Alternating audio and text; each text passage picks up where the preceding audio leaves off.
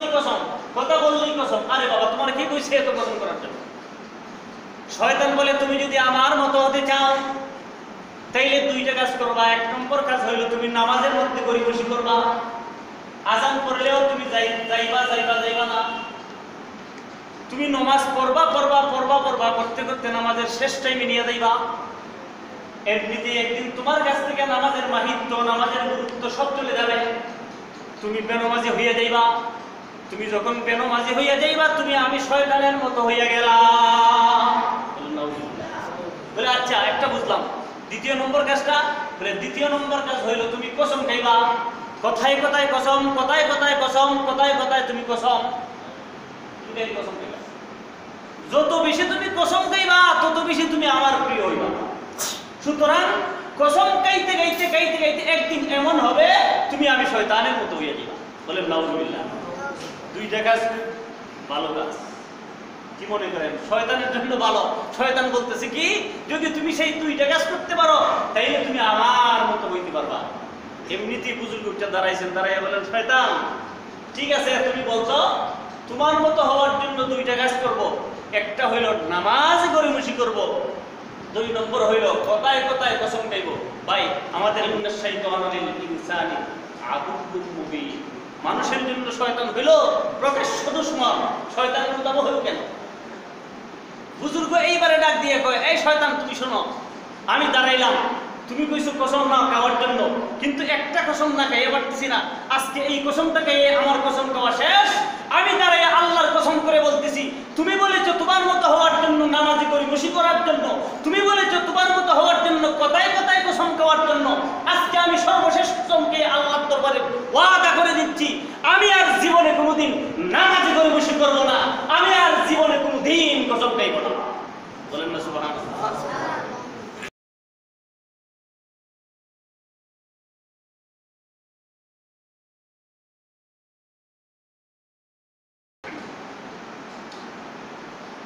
মহান রব্বে করিমের দরবারে আমরা লাখ কোটি শুকর আদায় করছি, যে মহিয়ান দুনিয়ার রব্বুল আলামিন আজ মুহররম মাসের সর্বশেষ জুমার নামাজ, আজকে আমরা এই জুমার নামাজে উপস্থিত হতে পেরেছি। আগে আমরা আসতে পেরেছি, এই জন্য রব্বুল করিমের দরবারে আমরা শুকর আদায় করি আলহামদুলিল্লাহ। সর্বপ্রথমেই আমরা অত্যন্ত হৃদয় বিদারক একটি ঘটনার জন্য আল্লাহ তাবারক ওয়া তাআলার দরবারে আমরা মাগফিরাত কামনা করব। আপনারা অনেকে জানেন, বিগত শুক্রবার নারায়ণগঞ্জের একটি মসজিদ, এই মসজিদের নাম বাইতুস সালাত, বিগত জুমার দিন এশার নামাজের সময় ওই মসজিদের ভিতরে যখন ইমাম সাহেব হুজুর ফরজ নামাজ শেষ করেছিলেন, সুন্নত করবেন, মসজিদের কারেন্টের লাইন ছিল দুইটা। একটা কারেন্ট চলে গিয়েছে। এমনি অবস্থায় মানুষ ফরজ নামাজের উপরে সুন্নতের নিয়ত করছে। আর মসজিদটি ছিল এসি, চতুর্দিকে জানালা বন্ধ, গ্লাস। কিন্তু এখানে একটা সমস্যা ছিল, মসজিদ কর্তৃপক্ষের ভাষ্য, মসজিদের নিচ দিকে গ্যাসের লাইন ছিল। গ্যাসের লাইনের একটা লিক আগে থেকে ছিল। মসজিদ কর্তৃপক্ষের ভাষ্য হলো, আমরা এটা তিতাস গ্যাসকে আমরা বলেছিলাম সেটাকে বন্ধ করে দেওয়ার জন্য।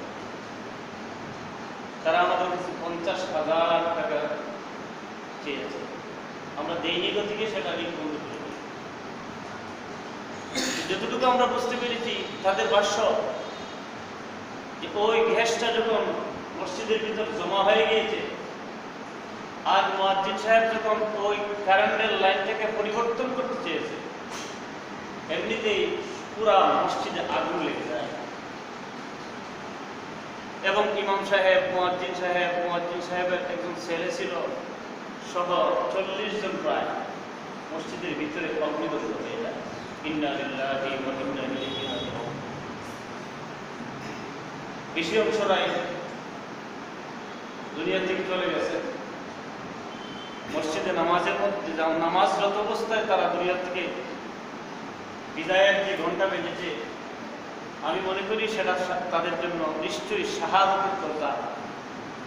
তারা পেয়েছেন।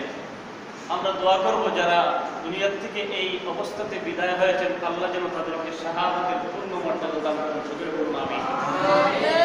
সাথে সাথে তাদের পরিবারবর্গের প্রতি আমাদের অবশ্যই আমরা তাদের পরিবারের প্রতি আমরা হৃদয় থেকে আমরা দুঃখ প্রকাশ করছি এবং দোয়া করছি আল্লাহ পাক যেন পরিবারকে সবরে জামিলের তৌফিক দান করেন। সকলে বলে আমিন। ভাই, কখন দুনিয়া থেকে মানুষ চলে যায় সেটার কোনো গ্যারেন্টি, সেটার কোনো সময় কেউ দিতে পারে না। বিগত জুমাই তো আমি বলেছিলাম, আজকে জুমার নামাজ পড়তেছি, হয়তো আগামী দিন জুমার নামাজ কারা পড়বে কারা না, এর নিশ্চয়তা নাই।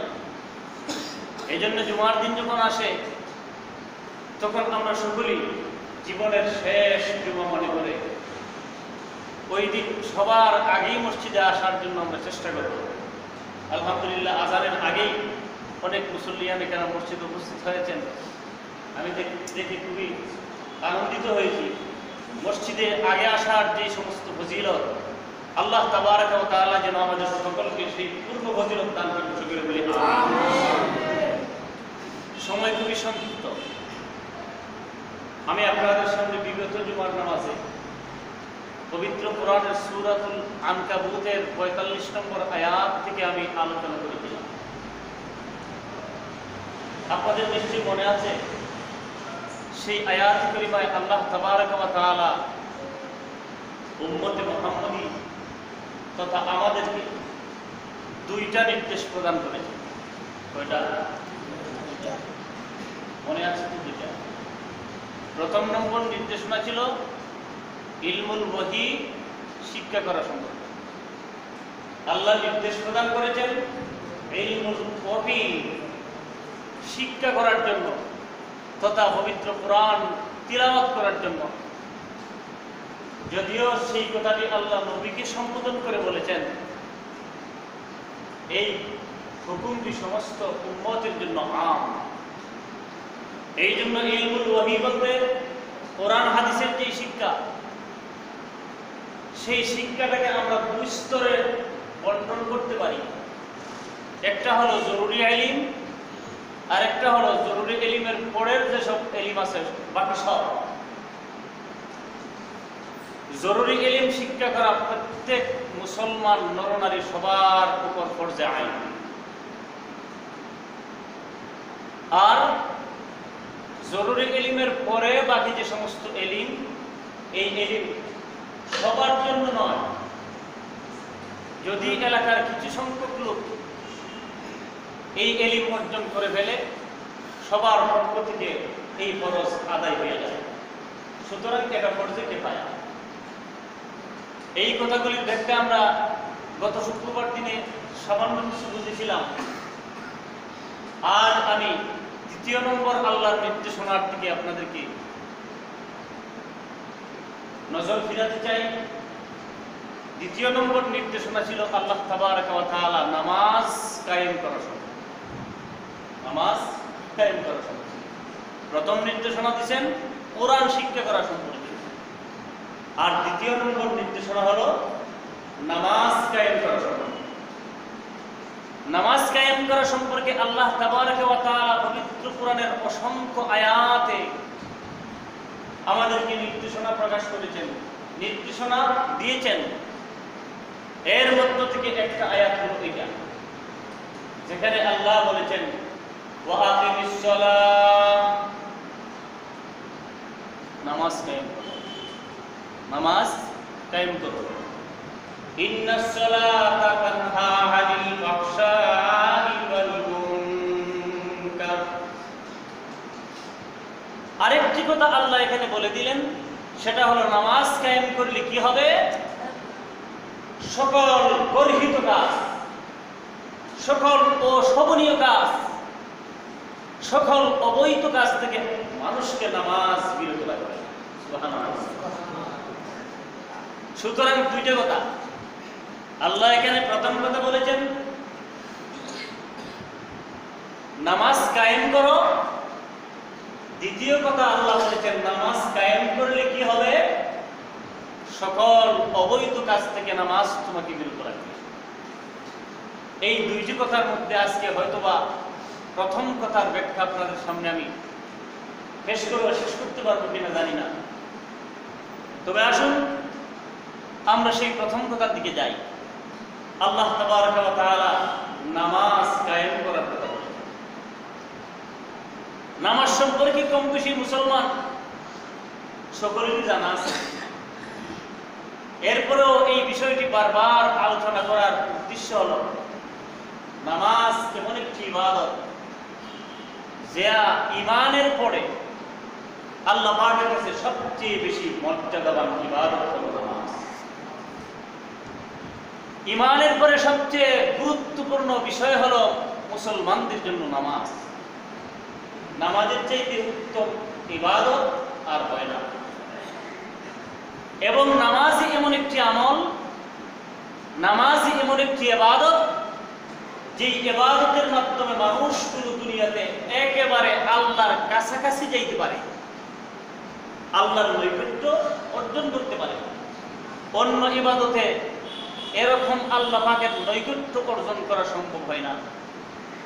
এই জন্যই তো আল্লাহ তাবারক ওয়া তাআলা শ্রেষ্ঠ নবীর কাছে, শ্রেষ্ঠ উম্মতদের জন্য শ্রেষ্ঠ ইবাদত, যেই ইবাদতের ফরজ আল্লাহ পাক রব্বুল আলামিন আমাদের উপর করেছেন, আর এই নামাজটা ফরজ হওয়ার জন্য নবীকে আরশে মুআল্লার উপর নিয়ে আল্লাহ মেরাজের রাত্রিতে নবী করিম সাল্লাল্লাহু আলাইহি ওয়াসাল্লাম এর উপর উম্মতের নামাজের কথা বলেছেন, নামাজ ফরজ করেছেন। এই জন্য নামাজ হলো গুরুত্বপূর্ণ বিষয়। নবী আকরাম সাল্লাল্লাহু আলাইহি ওয়াসাল্লাম এক হাদিসে উল্লেখ করেন যে একটা তাবু যদি টানানো হয়, শামিয়ানার মধ্যে কমপক্ষে চারদিকে চারটি কুঠির প্রয়োজন, মধ্যখানে একটি কুঠির প্রয়োজন। চারদিকে চারটে কুঠি আর মধ্যখানে একটা কুঠি দিলে এই শামিয়ানা সুন্দরভাবে টানানো যায়। আল্লাহ রাসূল বলেন, ইসলামের তো এইভাবে 5টা কুঠি আছে, যেই 5টা কুঠি থাকলে ইসলাম তার কাছে সুন্দরভাবে প্রতিষ্ঠা হবে। যদি এর মধ্য থেকে একটা কুঠি নষ্ট হয়ে যায়, ভেঙে যায়, শামিয়ানা টানানো থাকবে না, এক কুটা না থাকার কারণে শামিয়ানা অর্ধেক নষ্ট হয়ে যাবে, মানুষ নিচে আর বসতে পারবে না। এটা ঠিক না? ওটি ঠিক এমনি ভাবে ইসলামের 5টা স্তম্ভ আছে, যেই 5টা স্তম্ভ থেকে একটা স্তম্ভ যদি কোনো মানুষের কাছে কমতি থাকে, তাইলে সে ব্যক্তির কাছে ইসলাম পুরোপুরি প্রতিষ্ঠিত নয়। নবী আকরাম সাল্লাল্লাহু আলাইহি সাল্লাম বলেন, বুনিয়াল ইসলাম আলা 5 শাহাদাতু আল্লা ইলাহা ইল্লাল্লাহ ওয়া আন্না মুহাম্মাদার রাসূলুল্লাহ ওয়া ইকামিস সালাতি ওয়া ইতাইজ যাকাত ওয়াল হজ্জি ওয়া সাওমি রমাদান। সহিহ হাদিস। আল্লাহ রাসূল বলেন, ইসলামের স্তম্ভ হইল 5টা। বুনিয়াল ইসলাম আলা 5 শাহাদাতু আল্লা ইলাহা ইল্লাল্লাহ। 1 নম্বর ইসলামের স্তম্ভ হইল আল্লাহর প্রতি ঈমান আনা, এই কথা বিশ্বাস করা যে আল্লাহ ছাড়া আর কোনো মাবুদ নাই এবং মুহাম্মদুর রাসূলুল্লাহ সাল্লাল্লাহু আলাইহি ওয়াসাল্লাম আল্লাহর প্রেরিত রাসূল, এই কথা বিশ্বাস করা, এই কথাকে সাপোর্ট করা, এই কথাকে অন্তরে ধারণ করা, এই কথার উপর আমল করা, এর নাম হলো ঈমান। এর নাম কি? ঈমান। সুতরাং ইসলামের 1ম নম্বর স্তম্ভ হলো ঈমান। শাহাদাতু আল্লাহ ইলাহা ইল্লাল্লাহ ওয়া আন্না মুহাম্মাদুর রাসূলুল্লাহ। দ্বিতীয় নম্বর স্তম্ভের ব্যাপারে আল্লাহ রাসূল বলেন ওয়া ইকামিস সালাহ, নামাজ কায়েম করা, নামাজ কায়েম করা। ওয়া ইতাইজ যাকাত, 3 নম্বরে যাকাত প্রদান করা। ওয়াল হজ, 4র্থ নম্বর হইল হজ করা। ওয়া সাওমি রমাদান, আর 5ম নম্বর হইল রমজান শরীফের রোজা রাখা, রমজান শরীফের রোজা রাখা। সুতরাং এই হাদিসে নবী পাক সাল্লাল্লাহু আলাইহি ওয়াসাল্লাম ঈমানের পরেই যেই স্তম্ভটির কথা উল্লেখ করেছেন সেটা হলো নামাজ। সেটা কি? নামাজ। এজন্য প্রত্যেক মুসলমান নর-নারীর জন্য নামাজ শিখতেই হবে, নামাজ পড়তেই হবে। নামাজ যার মধ্যে নাই, যে নামাজ ছেড়ে দিয়েছে, তার মধ্যে আর কাফিরের মধ্যে কোনো ব্যবধান নাই। বলেন নাউযুবিল্লাহ। আল্লাহ রাসূল বলেন মান তারাকাস সালাতা মুতাআম্মিদান ফাকাদ কাফার, সে নামাজ ছেড়ে দিয়েছে, নামাজ পড়ে না। আল্লাহ রাসূলের ভাষা ফাকাদ কাফার, সে তো যেন কাফির হয়ে গেল। যদিও মাসালা বলে নামাজ না পড়লেও তাকে কাফির বলা যাবে না, কিন্তু দেখেন মুসলমান এবং অমুসলমানদের মধ্যে পার্থক্য হলো নামাজ। যদি সে নামাজ না পড়ে তাহলে অমুসলিমদের মতো, সে কাফিরের মতো হয়ে গেল। এইটাই হাদিসের ব্যাখ্যা। সুতরাং নামাজ যদি আমি না পড়ি তাইলে আমি ইসলামের উপর পুরোপুরি প্রতিষ্ঠিত না। এই জন্যই নবী আকরাম সাল্লাল্লাহু আলাইহি ওয়াসাল্লাম আরেকটি হাদিসে বলেন আস-সালাতু ইমাদুদ্দিন, নামাজ হলো দ্বীন ইসলামের একটা খুঁটি। নামাজ হলো আমাদের ধর্ম ইসলাম, ইসলামের একটা খুঁটি হলো নামাজ। ফামান আকামাহা ফাকাদ আকামাদ-দ্বীন, যে ব্যক্তি নামাজ প্রতিষ্ঠা করলো সে দ্বীন প্রতিষ্ঠা করলো। ওয়ামান তারাকাহা ফাকাদ হাদামাদ-দ্বীন, আর যে ব্যক্তি নামাজ ছেড়ে দিল সে যেন ইসলামকে ধসিয়ে দিল। বলেন নাউযুবিল্লাহ। মুসলমান মুসলমান বলি, আমি জোর গলায় বলি আমি ইমানদার, আমি মুসলমান, কিন্তু নামাজ পড়ি না। আল্লাহ রাসূল বলেন এই মুসলমান দাবি করার কোনো মানে নাই, সে তো ইসলামকে নিজের এই নামাজ ছেড়ে দেওয়ার দ্বারা ইসলামকে ধসিয়ে দিল। একটা তাঁবুর একটা খুঁটিকে ভেঙে দিলে যেমন তাঁবুটা নিচে পড়ে যায়, একটা শামিয়ানার খুঁটিকে ভেঙে দিলে যেমন শামিয়ানাটা নিচে পড়ে যায়, ঠিক তদ্রূপভাবে একজন মানুষ যদি মুসলমান, তার উপর নামাজ ফরজ, কিন্তু সে নামাজ পড়লো না, আল্লাহ রাসূল বলেন সে ইসলামের একটা খুঁটিকে ধসাইয়া দিল। সুতরাং পুরা ইসলামটাই ক্ষতিগ্রস্ত হয়ে গেল। কথা ঠিক না ঠিক? আজকের যে আয়াতে কারিমা, সেই আয়াতে কারিমার দিকে আমরা যাব। এর আগে একটি কথা বলতেই হয়, সেটা হলো আমরা অনেকেই নামাজের ব্যাপারে বড় গরিমসি করি। নামাজের ব্যাপারে গরিমসি করা এইটা কত বড় কাজ। এক বুজুর্গ, যেই বুজুর্গের শয়তানের সাথে দেখা, আগের যুগে বুজুর্গরা শয়তানকে অনেক সময় দেখা পাইতেন। ওই ফাজাইল আমলে এটা আছে। একজন বুজুর্গ শয়তানের সাথে দেখা হইল, দেখা হইয়া বলতেছেন এই তুমি শয়তান? বলে জি হ্যাঁ আমি শয়তান। বলে দাঁড়াও, তোমার সাথে আমার একটা কথা। কি কথা? বলে আমি দুনিয়াতে সব কিছুই করছি, সব দেখছি, কিন্তু এখন আমি তোমার মতো হতে চাই। শয়তান বুঝে গেছে, কয় সারা জীবন কষ্ট করে এমন মানুষ তো পাইছি না যেই মানুষে আমার মতো হতে চায়। এই মানুষ তো বড় ভালো। তুমি আমার মতো হইতে চাও কেন? বলে হ্যাঁ আমি তোমার মতো হইতে চাই। এখন আমার কি করতে হবে যেই কাজটা করলে আমি তুমি শয়তানের মতো হইতে পারি? শয়তান মনে করছে এই লোকটা পুরোপুরি আমার অধীনে চলে আসে। সুতরাং সে দুইটা নসিহত করলো। তুমি যদি আমার মতো হইতে চাও তাইলে প্রথম নম্বর কাজ হইল তোমার, তুমি নামাজে গরিমসি করবা। নামাজে গরিমসি করবা, অর্থাৎ নামাজ পড়তে তুমি যেইভাবে নামাজ পড়ার কথা সেইভাবে পড়বা না। যেই সময় নামাজের গুরুত্ব, নামাজের মাহিত্য, নামাজের মর্যাদা তোমার কাছ থেকে চলে গেছে, সুতরাং তুমি বেনামাজি হয়ে যাবে। যদি তুমি এইরকম নামাজে গরিমসি করো তাইলে এক নম্বর কাজ হইল তুমি আমার মতো হওয়ার জন্য। আর দ্বিতীয় নম্বর কাজ হইল তুমি কথায় কথায় কসম খাইবা। কথায় কথায় কি করবা? কসম খাইবা। কি বলেন, আমাদের সমাজে এমন মুসলমান মানুষ আসেনি না নাই? কথায় কথায় কসম খায়, কথা বললেই কসম, কথা বললেই কসম। আরে বাবা, তোমার কি কইছে এত কসম করার জন্য? শয়তান বলে তুমি যদি আমার মতো হতে চাও তাইলে দুইটা কাজ করবা। এক নম্বর কাজ হইল তুমি নামাজের মধ্যে গরিমসি করবা। আজান পড়লেও তুমি যাইবা না।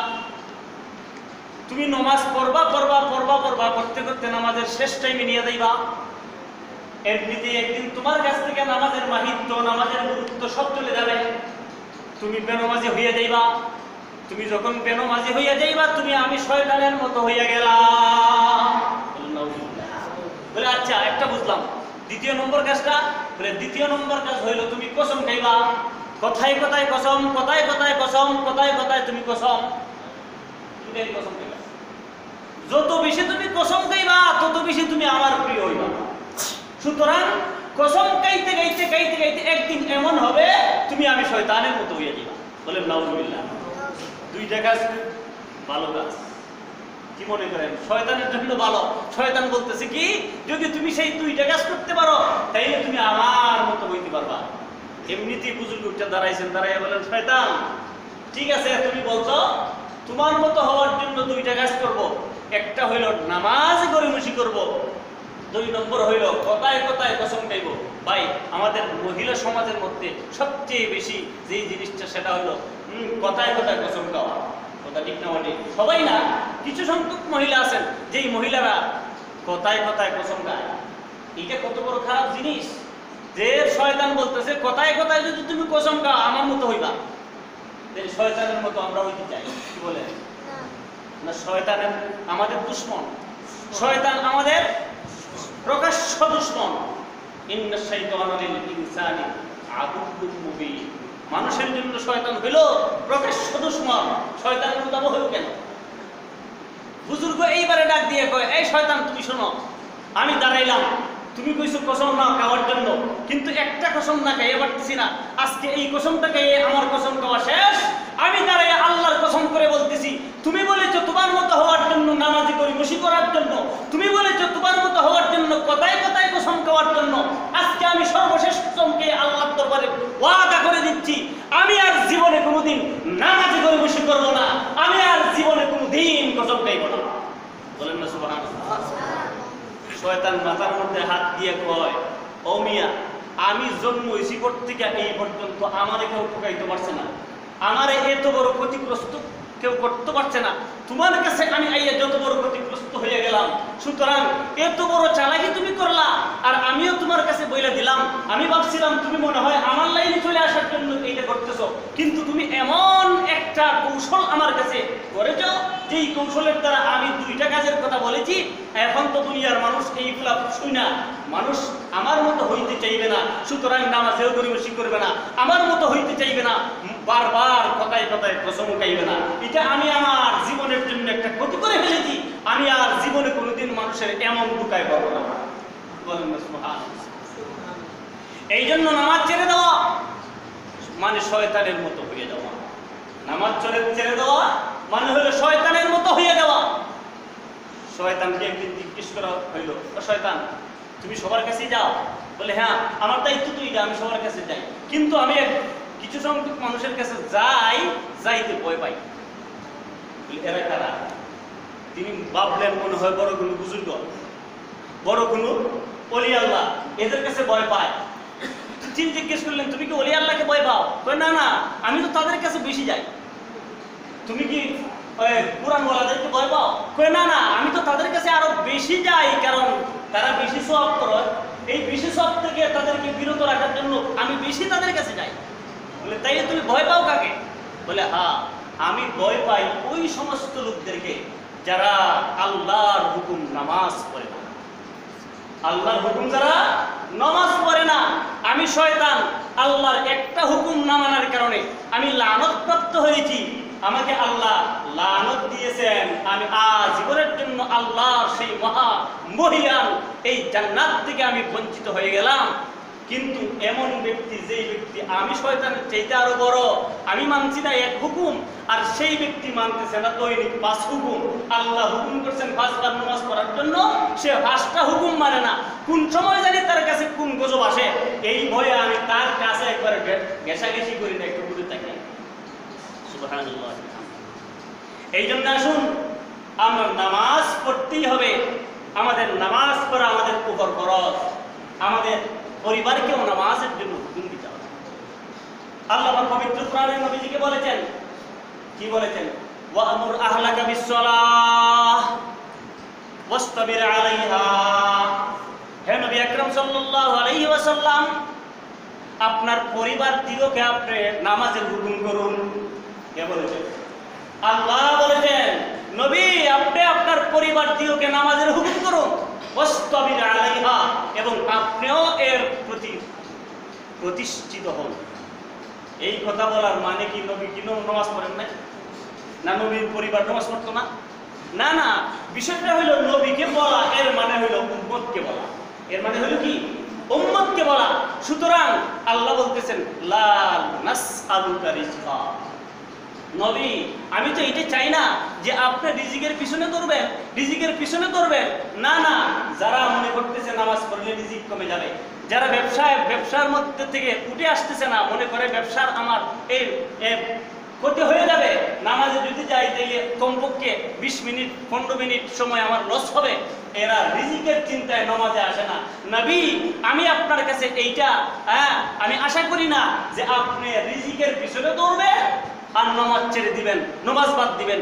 এর মানে হইল আল্লাহ পাক নবীকে বলার উদ্দেশ্য হইল উম্মতকে বলা। এর উদ্দেশ্য হইল উম্মতকে বলা। এই জন্য নামাজ এমন একটি বিষয়, যেই বিষয়টি আপনি আমিও পড়তে হবে, সাথে সাথে আমার পরিবারকে হুকুম দিতে হবে, বারবার এর আলোচনাও করতে হবে। যখন একজন সন্তান তার 7 বছর হয়ে যায়, কয় বছর? 7 বছর। 7 বছর হয়ে যাওয়ার পরে ওই পরিবারের কর্তা ওই বাচ্চা সন্তানটিকে সে কি করবে? নামাজের হুকুম দেবে। এটা হলো তার উপর দায়িত্ব। 7 বছর হয়ে যাওয়ার সাথে সাথে নামাজের হুকুম দিবে, তুমি নামাজ পড়ো। এটা প্রত্যেক মুসলমানের দায়িত্ব। 7 বছর থেকে 10 বছর পর্যন্ত তাকে নামাজ শিখাইবে। ছেলে যদি হয় বাবার সাথে নিয়ে নামাজ শিখাইবে, মেয়ে যদি হয় মার সাথে সাথে নামাজ শিখাইবে। 7 বছর থেকে 10 বছর, কয় বছর হইল?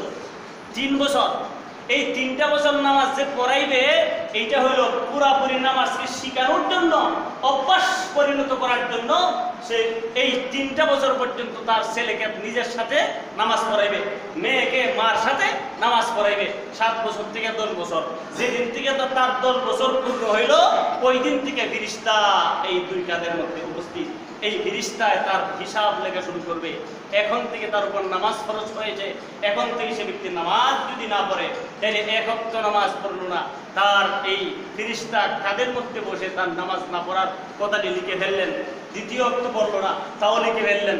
আমরা তো অনেক বাচ্চা কাচ্চা সন্তান আদি দেখা যায় 10 বছর কি 13 বছর 15 বছর হয়ে গেছে, কিন্তু বলতে ছোট বয়সে নামাজ না পড়লেও কি হয়? কথা ঠিক না? ওটি আল্লাহু আকবার। না না, আপনি আমার জন্য দায়িত্ব হলো 10 বছর হয়ে যাওয়ার পরে রাসূল বলেন, যদি তোমার সন্তান নামাজ না পড়ে, যদি তোমার মেয়ে সন্তান নামাজ না পড়ে, তাইলে আল্লাহর হুকুম আছে তুমি ওই সন্তানকে কোন চিৎ দ্বারা পিটাইয়া বেত্রাঘাত করে তুমি নামাজ পড়াইবে। আল্লাহর হুকুম। এটা কার হুকুম? আল্লাহর হুকুম।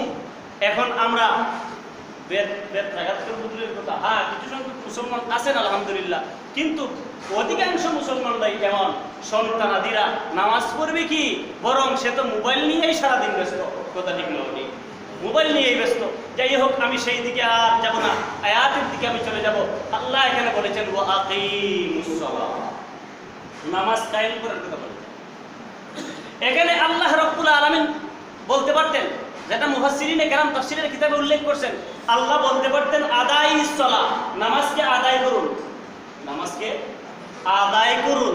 কিন্তু আল্লাহ নামাজ আদায় করুন না বলে পবিত্র কোরআনের যত জায়গায় আল্লাহ নামাজের কথা বলেছেন, যত জায়গায় আল্লাহ ঈমানের কথা বলেছেন, সাথে সাথে নামাজের কথা বলেছেন। যত জায়গায় ঈমানের কথা বলেছেন, তত জায়গায় নামাজের কথা বলেছেন। সুতরাং নামাজের কথা বলতে যে আল্লাহ উল্লেখ করেছেন ওয়া আকিমুস সালাহ, ইকামতে সালার কথা বলেছেন। ইকামতে সালাত অর্থ হইল নামাজকে প্রতিষ্ঠা করা, নামাজকে কি করা? প্রতিষ্ঠা করা। আর আদাইস সালার অর্থ হইল নামাজকে নিজে পড়ে নেওয়া, আদায় করে নেওয়া। আল্লাহ আদাইস সালার ব্যাপারে বলেননি, আল্লাহ বলেছেন ইকামতিস সালার কথা, অর্থাৎ নামাজকে কায়েম করার কথা বলেছেন। মুফাসসিরিনে কেরাম বলেন এখানে আল্লাহ কেন আদাইস সালার কথা বলেননি, ইকামতিস সালাতের কথা কেন বলেছেন? এর কারণ হইল আল্লাহ চান যে নামাজটা শুধুমাত্র নিজেই পড়ে নিবে তা না, বরং আমি আল্লাহ চাই নামাজকে তুমি প্রতিষ্ঠা করবে। নামাজকে কি করবে? প্রতিষ্ঠা করবে। একজন মানুষ নিজে নিজে একটা কাজ যদি করে তাহলে এইটা আদায় করলো, কিন্তু এই কাজটা যদি সে নিজে করার পরে অন্যদেরকেও করার জন্য সে চেষ্টা করে, তাইলে এটা প্রতিষ্ঠা করে। কথা ঠিক না? ওটি একজন মানুষ কোরআন শরীফ পড়তেছে, সে তো তিলাওয়াত করতেছে, আরেকজন মানুষের কোরআন শরীফ নিজে পড়ার জন্য, পড়ানোর জন্য মাদ্রাসা করে ফেলেছে। এখন সে ব্যক্তি শুধুমাত্র পড়তেছে না, প্রতিষ্ঠা করেছে মাদ্রাসা। কথা ঠিক না? ওটি এই জন্য নবী আকরাম সাল্লাল্লাহু আলাইহি ওয়াসাল্লাম আমাদেরকে শিক্ষা দিয়েছেন নামাজ কিভাবে প্রতিষ্ঠা করতে হবে। নামাজ প্রতিষ্ঠার অর্থ দুইটা। প্রতিষ্ঠার অর্থ কয়টা? দুইটা। একটা অর্থ হলো তুমি নামাজ পড়বা, সাথে সাথে তুমি তোমার পরিবারবর্গ, তোমার আহাল, তোমার আত্মীয় স্বজন, তোমার অধীনস্থ সবাইকে তুমি নামাজ পড়ার হুকুম দিবা। এইটা যদি তুমি করো তাইলে নামাজ প্রতিষ্ঠা হবে। এইটা করে নামাজ প্রতিষ্ঠা হবে। দ্বিতীয় নম্বর প্রতিষ্ঠার অর্থ হলো, নামাজ প্রতিষ্ঠার দ্বিতীয় নম্বর অর্থ হলো নামাজ তুমি পড়বা অপুরুষের দল। আল্লাহ তাবারক ওয়া তাআলা তোমাদেরকে এই কথাই বলতে চান, তুমি ঘরের ভিতর নামাজ পড়বা, সেই নামাজ আমি আল্লাহর কাছে পুরোপুরি গ্রহণযোগ্য হইবে কিনা এই ব্যাপারে সন্দেহ আছে। অর্থাৎ নামাজ প্রতিষ্ঠার মানে হইলো তুমি নামাজটা জামাতের সাথে আদায় করবা। নামাজটা তুমি কিসের সাথে আদায় করবা? জামাতের সাথে আদায় করবা। এইটা আল্লাহ পাক চান। এই জন্য নবী আকরাম সাল্লাল্লাহু আলাইহি ওয়াসাল্লামের জামানায় নামাজকে জামাতের সাথে পড়ার জন্য আল্লাহ রাসূল সর্বোচ্চ হুকুম দিতেন সাহাবাইদেরকে। একজন সাহাবী হযরত উম্মে মাকতুম রাদিয়াল্লাহু তাআলা আনহু, যিনি চোখ আন্ধা, চোখ দুইটা চোখ জন্মান্ধ, জন্ম থেকে ওনার চোখ দুইটা একত্র, অর্থাৎ দেখতে পারে না। আল্লাহ রাসূল বলেন তোমাদেরকে অবশ্যই নামাজ জামাতের সাথে পড়তে হবে। ইবনে উম্মে মাকতুম রাদিয়াল্লাহু তাআলা আনহুকে দাঁড়াইলেন, হে রাসূল আমার দিকে লক্ষ্য করুন, আমার দুইটা চোখ অন্ধ, আমার দুইটা চোখ অন্ধ, আমি দেখতে পারি না, রাস্তা দেখতে পারি না, আমিও কি সেই মসজিদের সর্বদা জামাতের সাথে নামাজ পড়বো? আল্লাহ রাসূল বলেন উম্মে মাকতুম তোমাকেও জামাতের সাথে নামাজ পড়তে হবে। এই মসজিদের দরজা এবং তোমার বাড়ির দরজায় একটা সুতা বাঁধলো এবং সেই সুতাতে দরিয়া দরিয়া তুমি মসজিদের মধ্যে প্রত্যেক ওয়াক্ত নামাজ জামাতের সাথে আদায়ের জন্য আসবে। দেখছেন কি হুকুম? একজন অন্ধ ব্যক্তি চোখে দেখে না, সেই ব্যক্তিকে রাসূল বলতেছেন তুমি ঘর থেকে মসজিদের দরজায় সুতা বাঁধবে আর সেই সুতা ধরে ধরে তুমি আযান শুনে মসজিদে আইসা দেবে। অন্য হাদিসের মধ্যে আছে আল্লাহ রাসূল বলেন আমার মনে চায় কি জানো? বলে কি চায় হুজুর? বলে আমার মনে চায় তোমাদেরকে নামাজে দাঁড় করাইয়া আর আমি পিছন দিকে বাড়িয়ে যাই, বাইরে গিয়া এলাকার মধ্যে আমি হাঁটতে শুরু করি, আর গিয়া যেই ঘরের মধ্যে আমি দেখবো পুরুষ ঘরের ভিতর বসে আছে, ওজন নাই, কোনো কারণ ছাড়া বসে আছে, নামাজে আসে নাই, আমি নবীজি মন চায় যে এই ঘরের ভিতর লাকড়ি জমা করি আর নিজের হাতে আগুন লাগাইয়া ঘরটা জ্বালাইয়া দেই। বলেন আলহামদুলিল্লাহ। দেখছেন যে নবীজির অবস্থা, যেই নবীজি উম্মতের জন্য পাগল, যেই নবীজি উম্মতের জন্য সদা সর্বদা চৌকের ভানি ফেলছেন, যেই নবীজি আরশের উপর, আরশে মুআল্লার উপর গিয়েও উম্মতের কথা বলেননি, যেই নবীজি তায়েফের ময়দানে এত সমস্ত নির্যাতিত হওয়ার পরেও তায়েফবাসীর জন্য বদদুয়া করেননি, ওই নবী বলতেছেন আমার মনে চায় যারা জামাতের সাথে নামাজ আদায় করে না, মসজিদে নামাজ আদায় করে না, একা একা আদায় করে নেয়, ওই সমস্ত মানুষদের ব্যাপারে আমার মন চায় আমি নামাজে তোমাদেরকে দাঁড় করাইয়া পিছন দিকে বাইরে গিয়া আমি তাদের ঘরের মধ্যে আগুন লাগাইয়া ঘর জ্বালাইয়া দিই। কিন্তু জ্বালাই নাই কেন?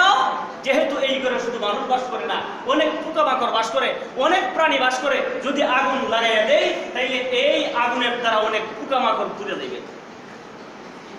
এই কথার দ্বারা কি বোঝা যায়?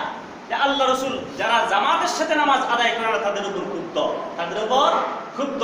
আসলে জামাতের সাথে নামাজ আদায় করার দ্বারা কি কি ফায়দা হয়, এইগুলো যদি আমি আপনাদের সামনে বর্ণনা করতে যাই তাইলে এই অল্প সময়ে বর্ণনা শেষ হবে না। বরং নবীজির একটা হাদিস আপনাদের সামনে শুনাইয়ে দিতে চাই, যে হাদিসটি হযরত ইবনে উমর রাদিয়াল্লাহু তাআলা আনহুমা উনার থেকে বর্ণিত। عن ابن عمر رضي الله تعالى عنهما أن رسول الله صلى الله عليه وسلم قال صلاة الجماعة أفضل من صلاة الفرد। হযরত আব্দুল্লাহ ইবনে উমর রাদিয়াল্লাহু তাআলা আনহু বলেন, জনাবে রাসূল করিম সাল্লাল্লাহু আলাইহি ওয়াসাল্লাম বর্ণনা করেছেন, বুখারী শরীফের হাদিস। জনাবে রাসূল করিম সাল্লাল্লাহু আলাইহি ওয়াসাল্লাম বর্ণনা করেছেন, সালাতুল জামাআতি আফজালু মিন সালাতিল ফারদি। একা একা নামাজ পড়ার চেয়ে জামাতে নামাজ পড়া উত্তম। একা একা নামাজ পড়ার চেয়ে জামাতে নামাজ পড়া উত্তম। বি27 দারাজা। আল্লাহ রাসূল বলেন, একা একা যদি কেউ ঘরের ভিতর নামাজ পড়ে, নামাজটা যদি তার কবুল হয় তাইলে এই নামাজের তুলনা জামাতের সাথে নামাজের তুলনা হইল, একা একা নামাজ পড়লে জামাতের সাথে নামাজ পড়লে এই দুইটার ব্যবধান হইল একা একা নামাজ পড়নেওয়ালার নামাজের চাইতে জামাতে নামাজ পড়নেওয়ালার নামাজ 27 গুণ বেশি সওয়াব হয়। কয় গুণ? 27 গুণ বেশি সওয়াব হয়। এই জন্য 27 গুণ বেশি সওয়াব হয় নামাজ। শুধু ফজিলত, শুধু ফজিলত শুনলাম আর ঘরে নামাজ আদায় করলাম, 27 গুণ না হইলো ঘরে নামাজ পড়ে নিলাম। এখন মাসালা বুঝেন। মাসালা হইল সমস্ত ফকিহগণ এই ব্যাপারে মাসালা বর্ণনা করেছেন যে একজন মানুষ ঘরে নামাজ পড়বে আর জামাতে নামাজ পড়বে। যদি ঘরে নামাজ পড়ে তাইলে নামাজটা কেমন হবে? হ্যাঁ, দুই পক্ষ হইয়া গেছেন উলামায়ে কেরাম। এক পক্ষ বলতেছেন হযরত ইবনে আব্বাস রাদিয়াল্লাহু তাআলা আনহু সহ, এক পক্ষ বলতেছেন যে ব্যক্তি মসজিদের আযান শুনলো অথচ ঘরে নামাজ পড়লো তার কোনো ওজন নাই, তার কোনো কারণ নাই, কোনো অসুবিধা নাই, এমনি অবস্থায় নামাজ পড়লো ঘর। এক পক্ষ উলামায়ে কেরাম ফকিহগণ বলতেছেন তার পুরা নামাজটাই হয় নাই, তার পুরা নামাজ হয় নাই, এটা বন্ধুর, এটা নামাজ নষ্ট হয়ে গেছে, এই নামাজ হবে না। আর আরেক পক্ষ উলামায়ে কেরাম ফকিহগণ বলতেছেন হ্যাঁ, যদি তার নামাজ পরিপূর্ণ সবকিছু করে থাকে হয়তো তার ঘরে বসে নামাজটা আদায় করলো, নামাজটা হয়ে যাবে, কিন্তু কতখানি হবে? শুধু আল্লাহর ফরজ আদায় করেছে ততখানি হবে, কিন্তু নামাজের মধ্যে যেই ফজিলত, নামাজের মধ্যে যেই সওয়াব, নামাজের দ্বারা যেই উপকার, সেই কোনো কিছুই সে পাবে না, কোনো কিছুই সে পাবে না। সঙ্গে সঙ্গে সাহাবায়ে কেরাম আল্লাহ রাসূলকে প্রশ্ন করে বলাইছেন, রাসূল আপনি বললেন উযর ছাড়া যদি কেউ নামাজ যে না আসে তাইলে আপনি তার ঘর জ্বালাইয়া দিবেন, উযরটা বলতে কি? আল্লাহ রাসূল বলেন উযর বলতে দুই জিনিস, একটা হইল অসুস্থতা আর একটা হইল ভয়। একটা হইল অসুস্থতা আর একটা হইল ভয়। এমন অসুস্থ হইছে যে অসুস্থতার কারণে সে হাঁটতে পারে না, মসজিদে আসতে পারে না, এমন অসুস্থতা যদি হয় তাইলে এই ব্যক্তি সার, এই ব্যক্তি সার। দ্বিতীয় নম্বর হইল ভয়। কিসের ভয়? এক ব্যক্তির বাড়ি অনেক দূরে, মসজিদে আসতে গেলে রাস্তার মধ্যে বাঘের ভয়, বাঘে ধরতে পারে, রাত্রিবেলা যদি আসে তাইলে বাঘ তাকে হামলা করবে। অথবা এমন ব্যক্তি যেই ব্যক্তির উপর শত্রুরা চড়াও যদি মসজিদে আসে রাস্তার মধ্যে তাকে মাইরে ফেলাইবে, এমন ভয় আছে। এমন ভয় যদি থাকে তাইলে ওই ব্যক্তি মসজিদে না আইসা ঘরে নামাজ পড়লেও তার নামাজটা হয়ে যাবে। আর এমন কোনো পরিস্থিতি না, এমনিতেই আজান শুনছে, গড়িমসি করতেছে, ওই আড্ডার বসছে, দোকান পাটে চা পান করতেছে, আর ওই আজান হইয়া নামাজ চলে গেল, এরপরে সে নামাজ একা একা পড়ে নিল। কিছু সংখ্যক উলামায়ে কেরাম বলেন তার নামাজটাই হয় নাই, সব কিছু নষ্ট। আর অধিকাংশ উলামায়ে কেরাম বলেন নামাজ হইছে, কিন্তু এতটুকু হইছে আল্লাহ যে ফরজ করছেন এইটা আদায় হইছে, কিন্তু এই নামাজের পরিপূর্ণ সওয়াবও পায় নাই, এই নামাজের যে ফজিলত পায় নাই, এই নামাজের যে আল্লাহর পক্ষ থেকে যেই মর্যাদা, যেই সওয়াব পাওয়ার কথা, এটা পায় নাই। এই জন্য ভাই আমরা যারা পুরুষ নিশ্চয়ই আমাদেরকে মসজিদে এসে নামাজ পড়তে হবে, এই কথাটাই আল্লাহ উল্লেখ করেছেন সেই আয়াতে। ওয়া আকিমুস সালাহ, নামাজ কায়েম করুন। আল্লাহ বলেননি নামাজ আদায় করুন, আল্লাহ বলেছেন নামাজ কায়েম করুন। দ্বিতীয় নম্বর আরেকটি কথা হলো এই, আমি নামাজ পড়ি, নামাজের মধ্যে অনেক ভুল হয় কিনা, নামাজের যত সমস্ত মাসআলা, যত সমস্ত কেরাত, যত সমস্ত তিলাওয়াত, যত সমস্ত তাসবিহাত, সবগুলোকে সবার পরিপূর্ণ 100% জানা আছে? কি বলেন আছে? আমার কথা মনে হয় সবাই বুঝেন না নাকি আল্লাহ জানে। নামাজ কি সবাই পরিপূর্ণভাবে আদায় করা সম্ভব? সম্ভব না। কারণ অনেক মানুষই আছে সূরা ফাতিহা তো ঠিক মতো পড়তে পারে না, অনেক মানুষ আছে আত্তাহিয়াত জিজ্ঞেস করেন ভুল হইবে 32টা, অনেক মানুষ আছে। আমি ঈদের একজনকে জিজ্ঞেস করলাম আপনি কি দোয়া কুনুত পারেন? দোয়া কুনুত কি? আর নামাজ পড়েন না, নামাজ বিধির নামাজের মধ্যে দোয়া কুনুত পড়তে হয় না, বুঝেন না? দোয়া কুনুত আমি তো জীবনে করি নাই। দোয়া কুনুত জীবনে করে নাই, বিধির নামাজ পড়ছে, বিধির নামাজে দোয়া কুনুত পড়া ওয়াজিব কিনা? ওয়াজিব। আল্লাহুম্মা ইন্না নাস্তাঈনুকা ওয়া নাস্তাগফিরুকা ওয়া নু'মিনু বিকা ওয়া নাতাওয়াক্কালু আলাইকা, এইটার নাম দোয়া কুনুত। এইটা যদি কেউ বিধির নামাজে না পড়ে তাহলে তার নামাজটাই হলো না, নামাজের ওয়াজিব নষ্ট হয়ে গেল, নামাজ তার বাতিল। হ্যাঁ, ওয়াজিব নষ্ট হইলে সে যদি কি করে, ভুল হওয়ার কারণে যদি ওয়াজিব নষ্ট হয়ে যায়, তার ভুলে গেছে, তাইলে সহজে দিলে নামাজটা আল্লাহ পাক কবুল করবেন, এটা আশা করা যায়। কিন্তু সে জানেই না, সে বুঝেই না, পড়েই নাই, ইচ্ছা করে সে শিখে নাই, এখন তার নামাজটা হবে কেন? এই জন্য নামাজের মধ্যে যে সমস্ত ওয়াজিব ফরজ এইগুলো তো অবশ্যই আদায় করতেই হবে। নামাজের মধ্যে আমি অনেক ভুল আছে, এই ভুলগুলো থেকে যদি আমি নিষ্কৃতি পেতে হয় তাইলে জামাতে নামাজ পড়া যারা কোনো বড় নাই। কারণ আল্লাহ রাসূল একটা কথা বলেছেন, জামাতের সাথে যারা নামাজ পড়ে যত বেশি সংখ্যক লোক হয় এই জামাতটা আল্লাহর কাছে তত বেশি মর্যাদার অধিকারী। আর যদি এই জামাতের মধ্যে একজন মানুষের নামাজ আল্লাহর দরবারে কবুল হয়ে যায়, পুরা জামাতের নামাজটা আল্লাহ গ্রহণ করে নেন, কবুল করে নেন। সুবহানাল্লাহ। এই জন্য সবচেয়ে বড় ফায়দা এটা।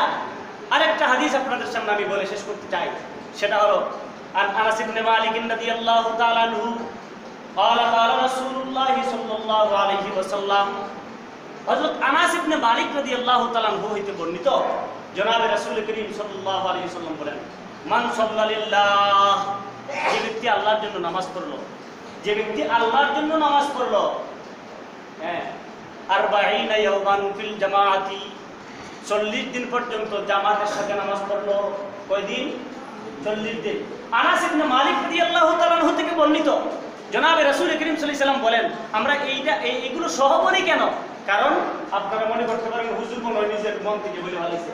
না না, এইগুলো যে হাদিস এইটাই আপনাদের সামনে প্রকাশ করার জন্য সাহাবীর নাম সহ আমরা বলি। আনাস ইবনে মালিক রাদিয়াল্লাহু তাআলা আনহু قال قال رسول الله صلى الله عليه وسلم من صلى لله 40 يوما في الجماعه, যে ব্যক্তি আল্লাহর জন্য নামাজ পড়লো এবং জামাতের সাথে 40 দিন পর্যন্ত নামাজটা আদায় করলো, ওয়ায়ুদরিকুহুত তাকবীরাতুল উলা, আর সেই ব্যক্তি নামাজটা আদায় করলো 40 দিন পর্যন্ত তাকবীরে উলার সাথে। এর সাথে তাকবীরে উলার সাথে। ভাই তাকবীরে উলা কারে কয় বিস্তারিত বলার সময় নাই। তাকবীরে উলা হলো ইমাম সাহেব হুজুর সর্বপ্রথম নামাজের মধ্যে তাকবীরের পরে ইকামতের পরে আল্লাহু আকবার বলে কি বাঁধছেন, এই তাহরিমা বাঁধছেন।